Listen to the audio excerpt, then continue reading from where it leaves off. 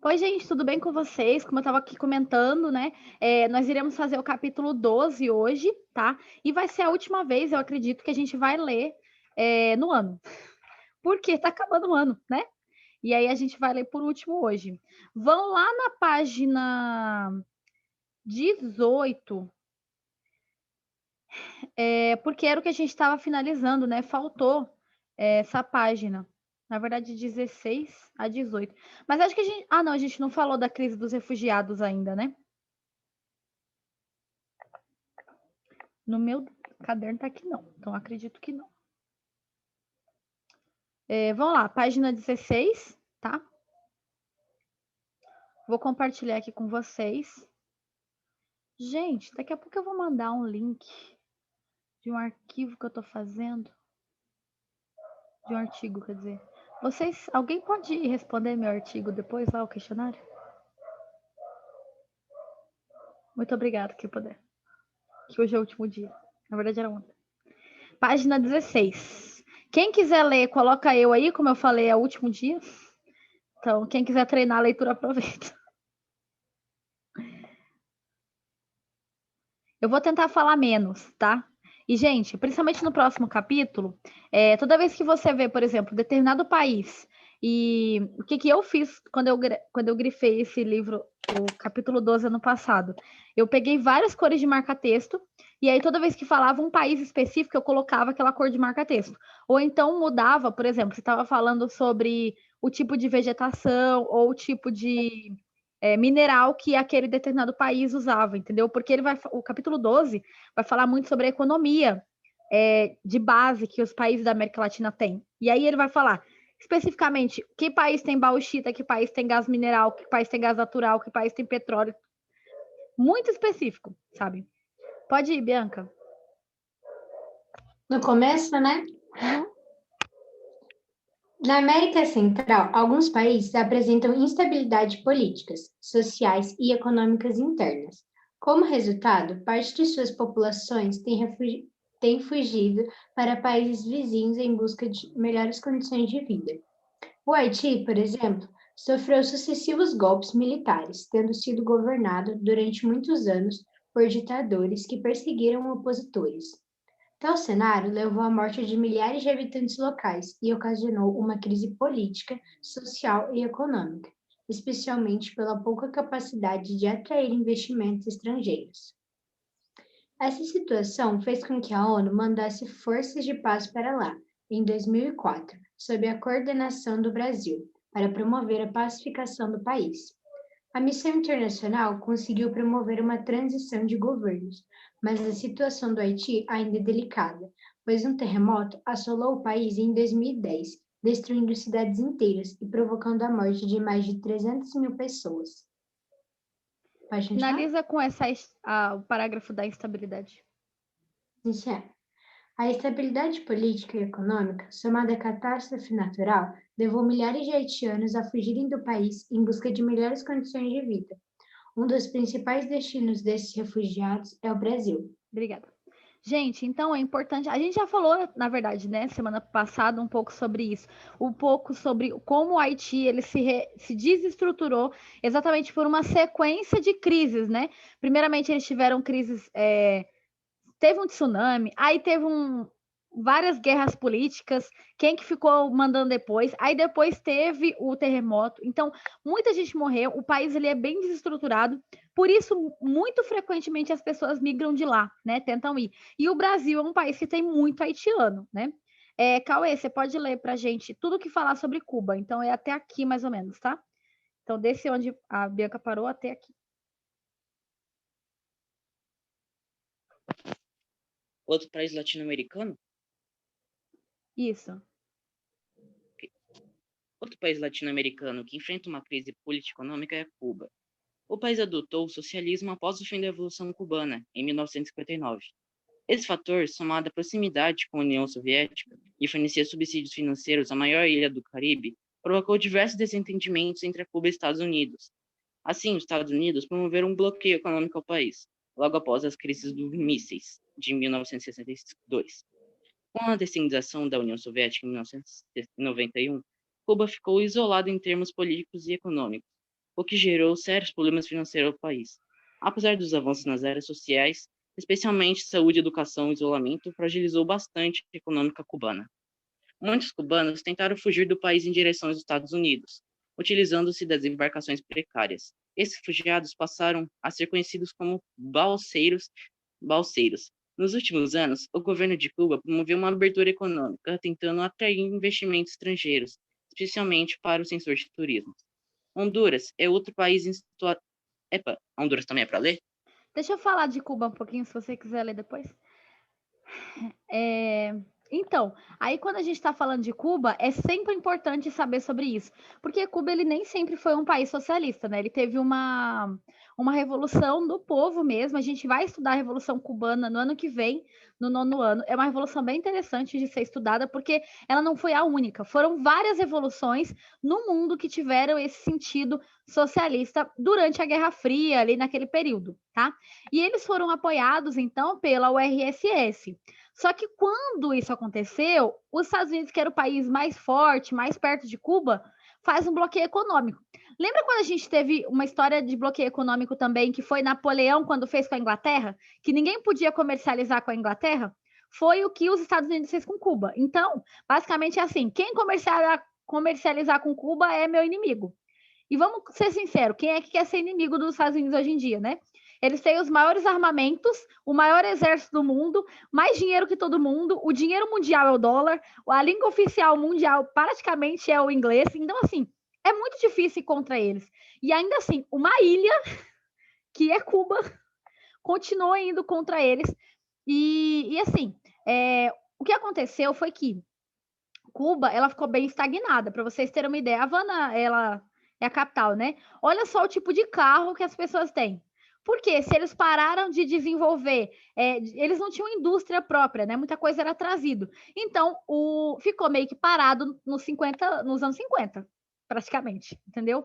O país. Um amigo meu fez um mochilão por 15 países na América, aqui no Central, né? Latina, etc. E ele foi em Cuba conhecer. E ele falou que várias coisas são bem interessantes. Por exemplo, o sistema de saúde e de educação são considerados um dos melhores da América Latina, porque se importa bastante com o povo, né? Por exemplo, no caso dele, lá ele era imigrante, né? Porque na verdade ele foi passear apenas. E ele precisou de óculos, ele de repente ficou com um problema muito sério na vista. E, tipo, o sistema de saúde cobriu tudo, até o óculos dele. Então, ele ganhou o óculos do governo. Mas é um país parado no tempo, entendeu? As roupas das pessoas, tudo ficou parado. Depois do Obama, as coisas começaram a abrir um pouco mais, porque o Obama ele tentou voltar a ter boas relações com Cuba, tá? Mas aí o Trump já não era muito a favor, e aí eles ainda estão tentando negociar se. Até porque hoje em dia, que país ainda é considerado realmente socialista, né? Mesmo Cuba, que estava vivendo uma ditadura, virou uma ditadura também, porque era muito fechado, né? Ninguém podia fazer comércio com ele. Ficou tudo muito fechado, tá?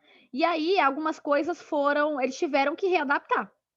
Coreia do Norte é ditadura mesmo. Beleza, Bianca, eu vi que ela tá vindo, mas eu ainda não recebi a entrada dela aqui. Cauê, você quer continuar lendo até o final aqui de Honduras?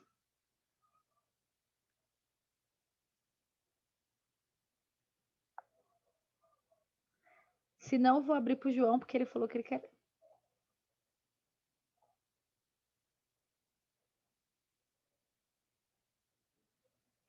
Vai, João. Ah, não. Ok. Eu tô confusa. Vocês demoram ali. Vai, Cauê, termina aí.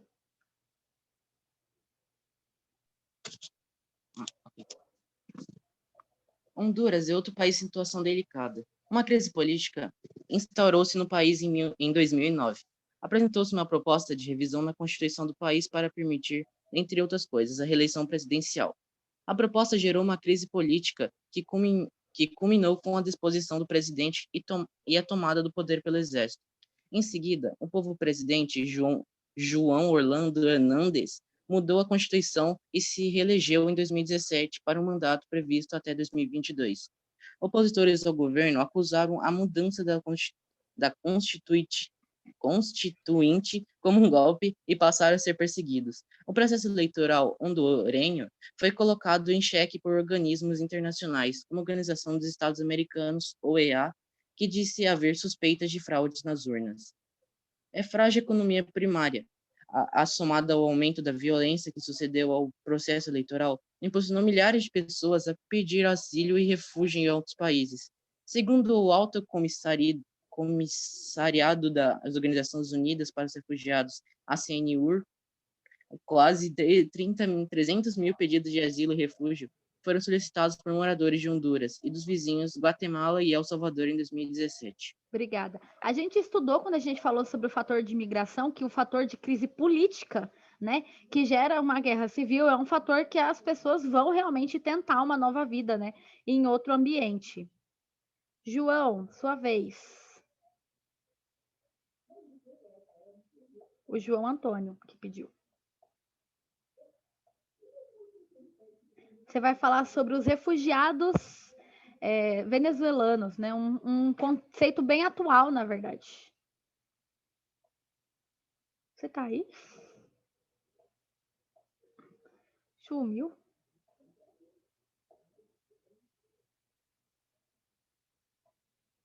Se alguém quiser ler, como eu disse, gente, última oportunidade, coloca aí no chat, viu? O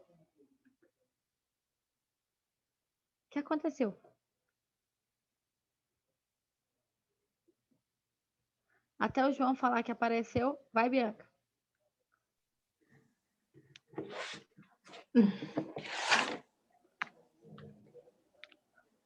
No refugiados venezuelanos, né?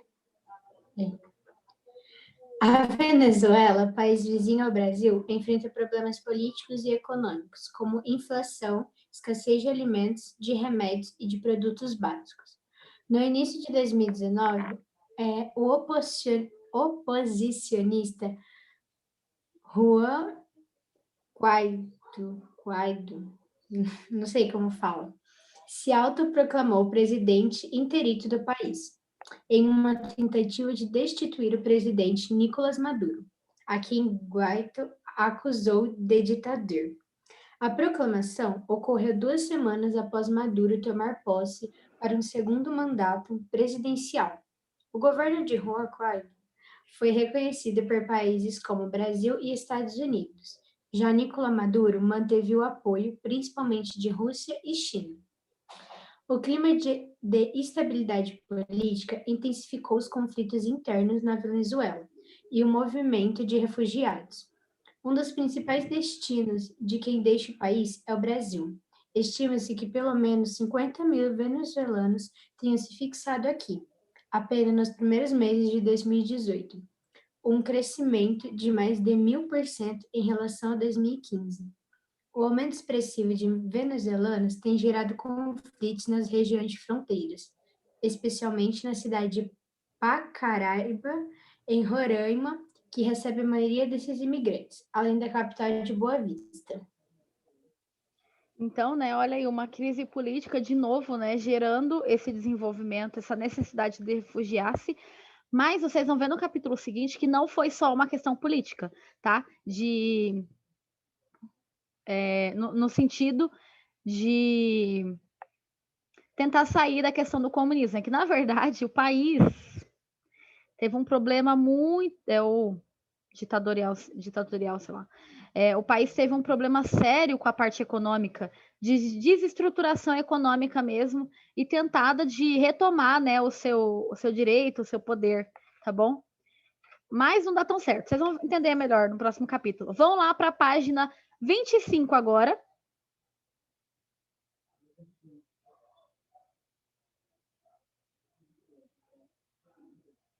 Mas você falou eu achei que você queria ler.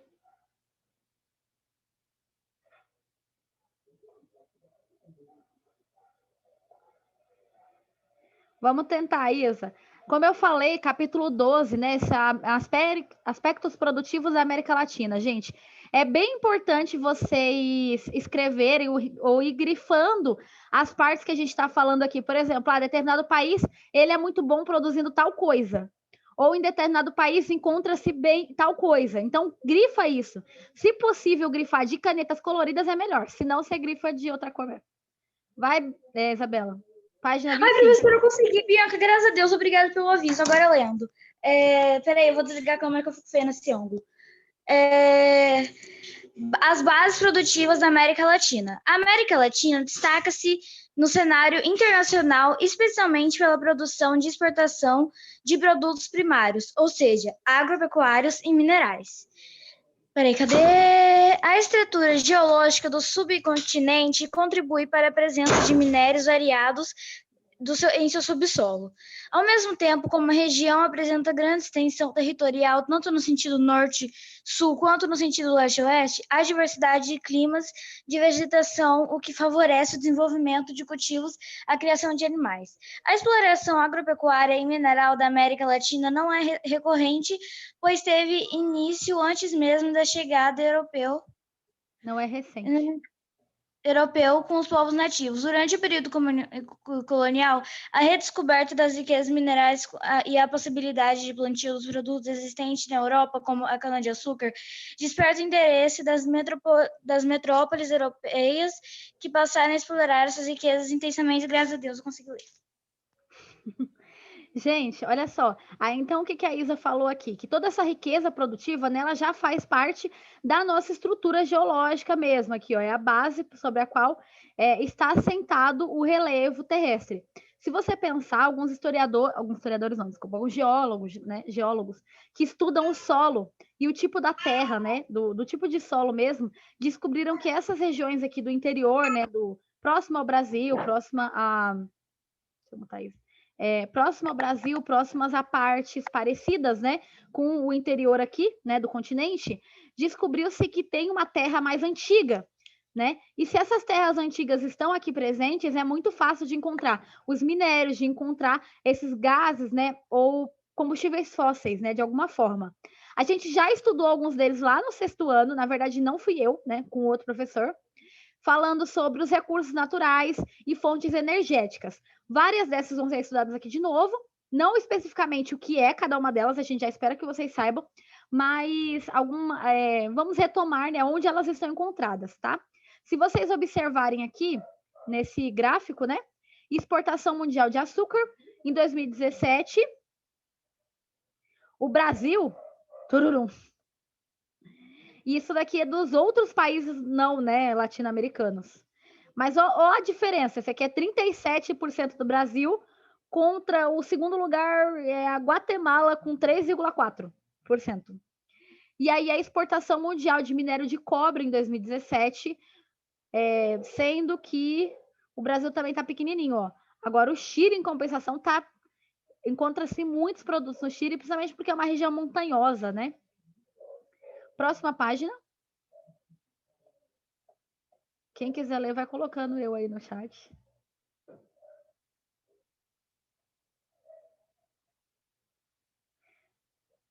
Estão falando aqui que gostam de você lendo isso.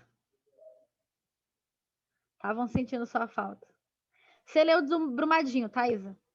Vai, Bianca. A exploração desses recursos influenciou a organização do espaço latino-americano, com a formação de núcleos urbanos nas áreas próximas às jazidas e a construção de estradas e portos para o escoamento dos minérios e dos produtos agropecuários. Ao longo do tempo, a exportação em larga escala dos recursos minerais e agropecuários alterou significativamente as paisagens e, nas últimas décadas, vem comprometendo a qualidade do solo e das águas. Conheça um exemplo na seção a seguir.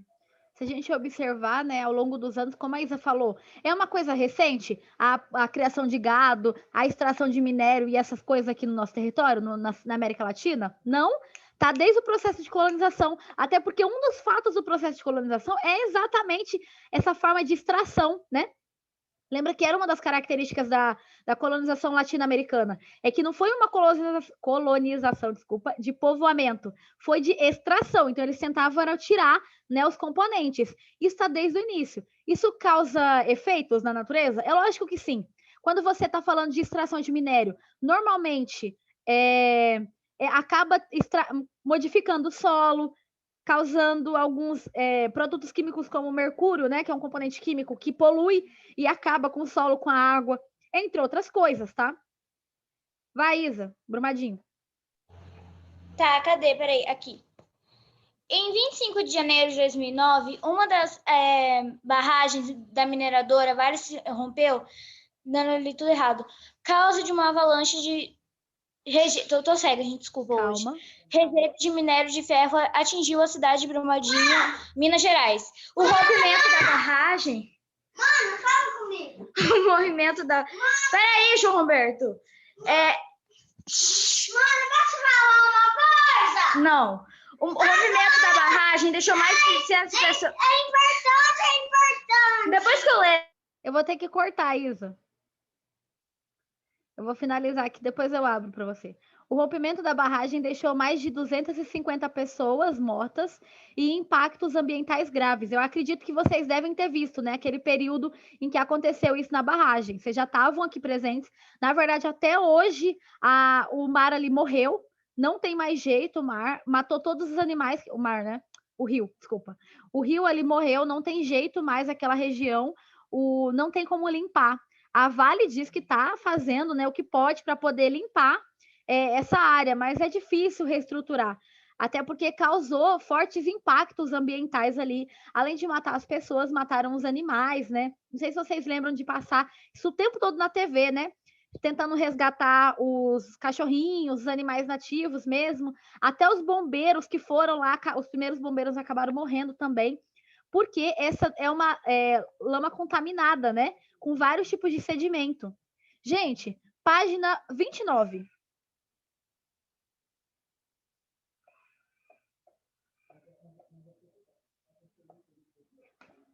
A gente ainda... Ah, tá. Eu pulei uma parte, né? Na página 26 está assim. Para muitos países na América Latina, a mineração é uma... Tá, Isa, calma. A mineração é uma das principais atividades econômicas.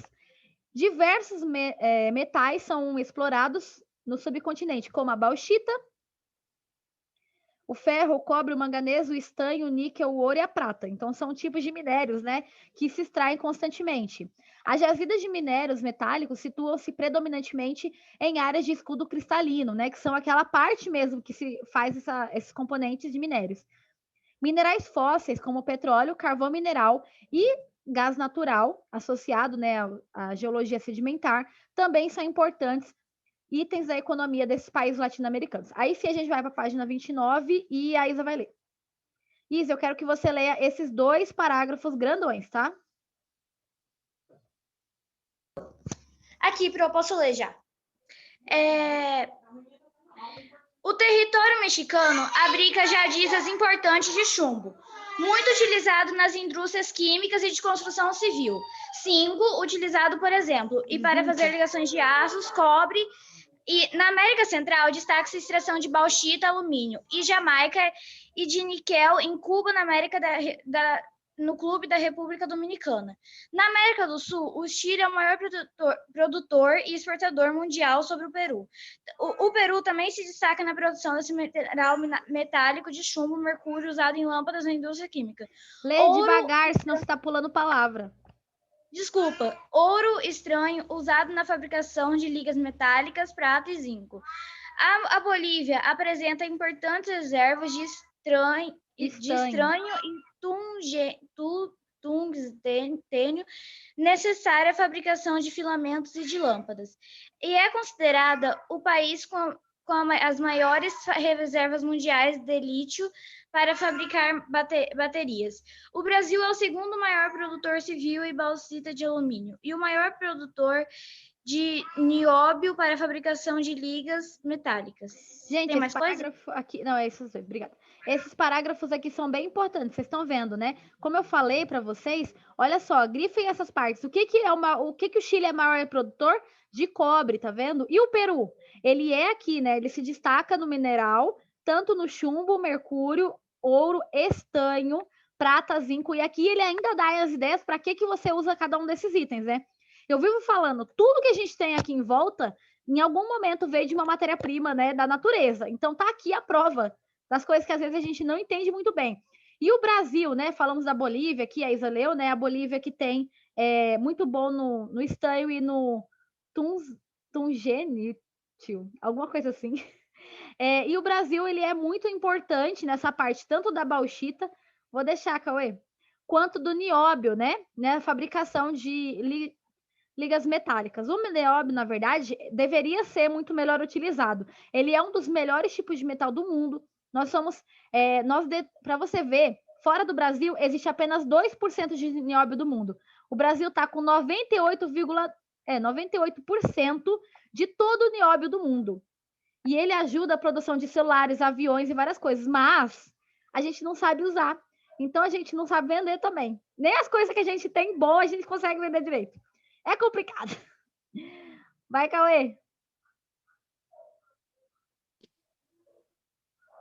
Alguns desses países, como Chile, Peru e Jamaica, têm suas pautas de exportação dependentes da produção destes minérios, como é possível visualizar nos gráficos a seguir. Note que mais da metade de tudo que é importado pelo Chile provém do minério de cobre, o que torna o país extremamente dependente dessa atividade econômica. Assim, se a demanda por esse commodity diminuir ou o preço ou cair, a economia chilena pode ficar seriamente comprometida. Em especial se considerar que os minérios são matérias-primas e possuem valores agregados menores que os de produtos de maior tecnologia. Daí da outra página também? Espera aí um pouquinho. Olha só, gente, dá uma olhada nos gráficos, principalmente o que está relacionado ao Chile, que ele comenta aqui, ó. O Chile, olha a produção, participação total dos principais produtos de exportação. Minerais e concentrações de cobre no Chile, cobre refinado, e aí peixe, né? Que, tipo, não dá tanto dinheiro. Mas olha só, a economia dele está totalmente baseada apenas no cobre. Então é isso que ele está questionando, né? Imagina se uma hora as pessoas param de necessitar do cobre ou compra ele de outro lugar. O que o Chile vai fazer? Pode ler, Cauê. Termina esse daqui, tá? Ok. Entre os países produtores de recursos energéticos e fósseis, destacam-se a Venezuela, o México, o Brasil e a Colômbia na produção de petróleo.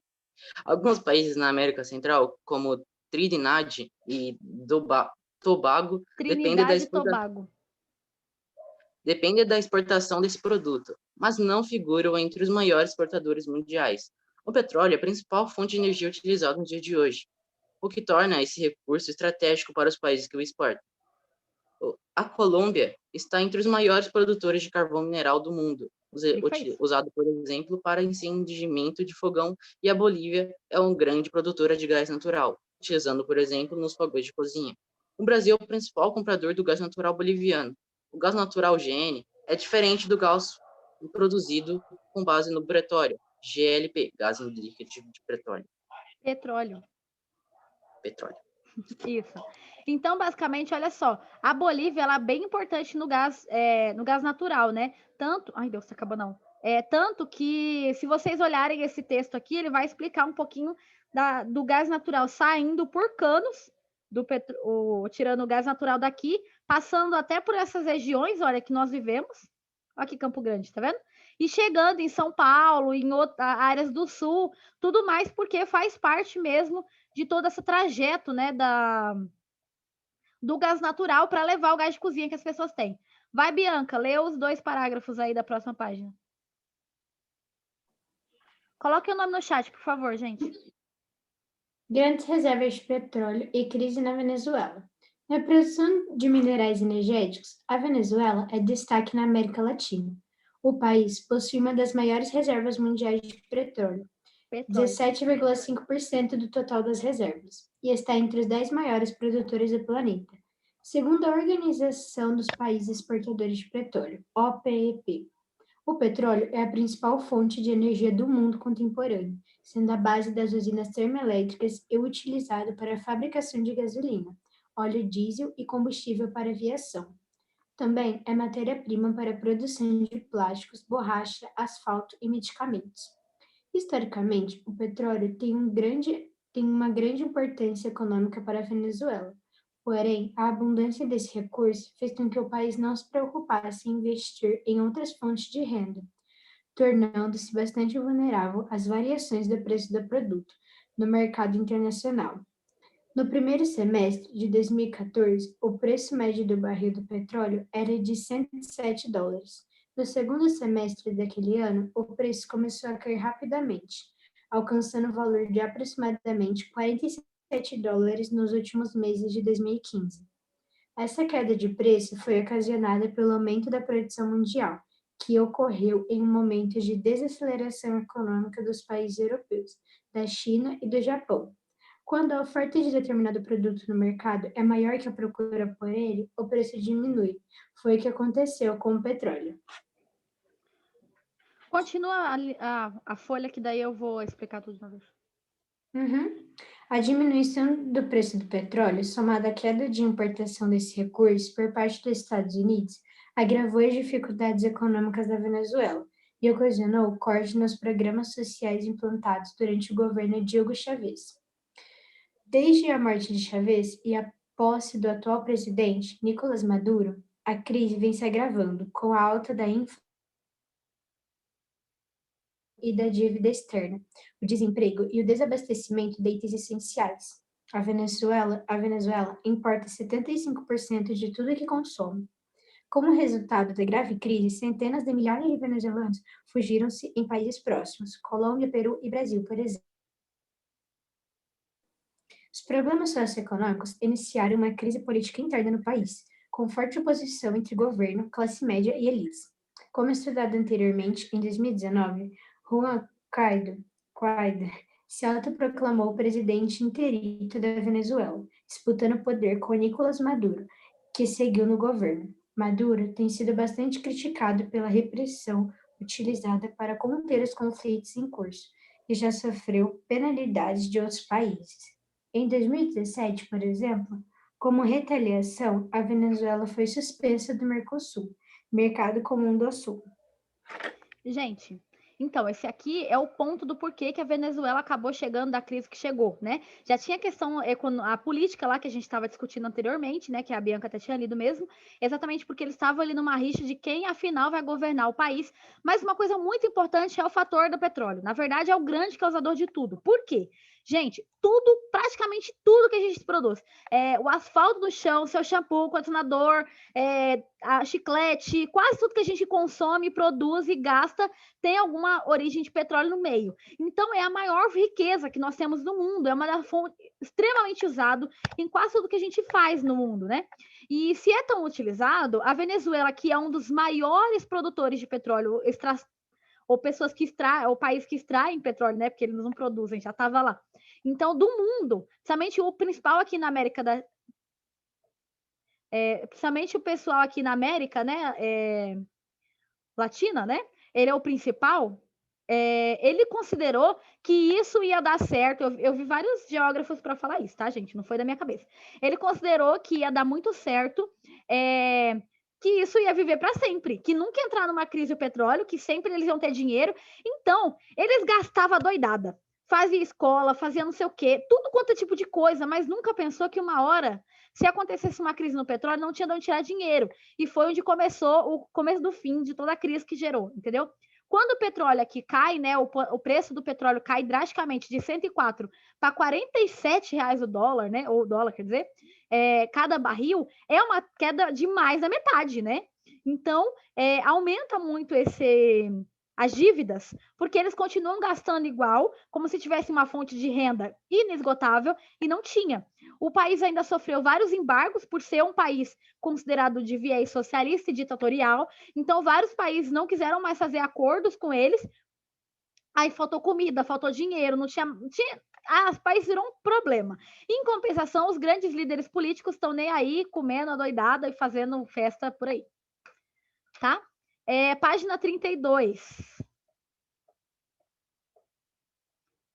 3 minutos. Acho que só vai dar tempo de terminar isso aqui. Vai, Isa. Aqui dá para ouvir? Dá. Tá.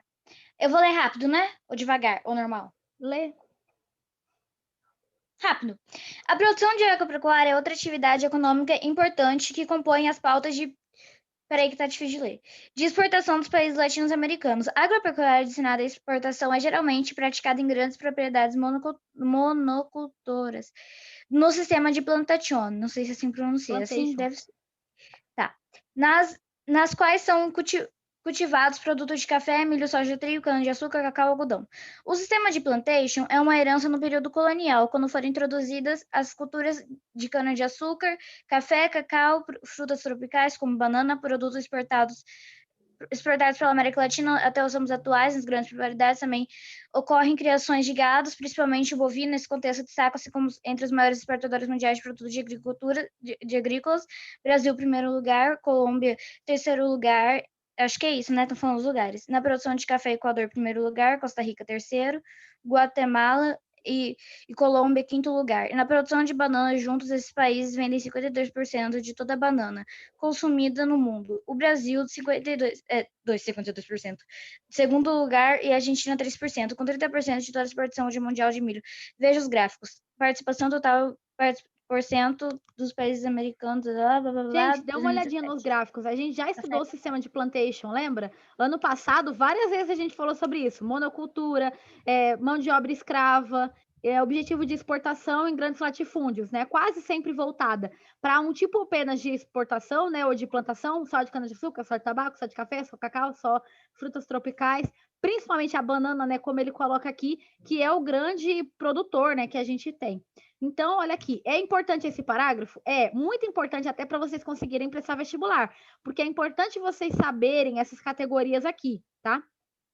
Dê uma olhadinha nisso aqui depois, olhem os mapas, analisem, né, os mapas, ó, cana-de-açúcar, olha o Brasil, como é que tá? Onde que tá o Brasil na banana?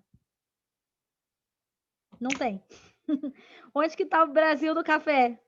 Primeiro lugar, tirando esses países que não são da América, né, Latina, já que a gente está estudando a América Latina. Por isso que o Vai, povo do Brasil é acelerado, né? vai, Isa. Tá, qual parte? Cadê? Muitos Lá, lá, países. lá. Muitos países latino-americanos são considerados agroexportadores. Agroexportadores. Tá, vocês sabem ler. Ou seja, são poucos industrializados, por isso tem produto de agrícola como mais importantes em suas pautas de exportação. Esses mesmos países dependem da importação de produtos industrializados de maior, geralmente os países com mais desenvolvimento, como a União Europeia, Japão, Estados Unidos e China, e a baixo valor, e por isso se configuram como bem primários destinados à alimentação ou à fabricação de outros bens. Por isso, países agropecuários exportadores costumam apresentar balança comercial ou deficitária. Obrigada. De nada. Então, muitos países dependem, né, dessa exportação, porque é basicamente da onde sai toda a renda desses países. Você quer tirar foto? Tira agora, que falta menos de um minuto. Tá.